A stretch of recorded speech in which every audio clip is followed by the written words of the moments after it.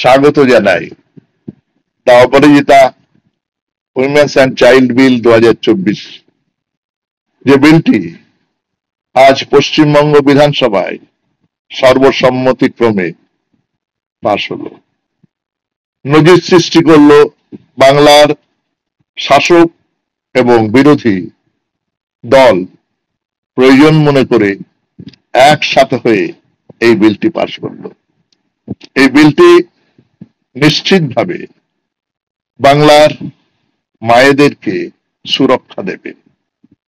এই বিলটির মাধ্যমে দুষ্কৃতিকারী, যারা নারীদের সম্মান করে না, যারা নারীদেরকে ভোগ্য বস্তু বলে মনে করে, যারা সুযোগ পেলেই তাদের দিকে হাত বাড়িয়ে দেয়, শ্লীলতাহানি করে, ধর্ষণ করে, তাদের ভীতসন্ত্রস্ত করবে।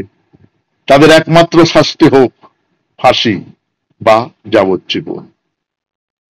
আশা করব এই বিলটি শীঘ্রই আইনে পরিণত হবে।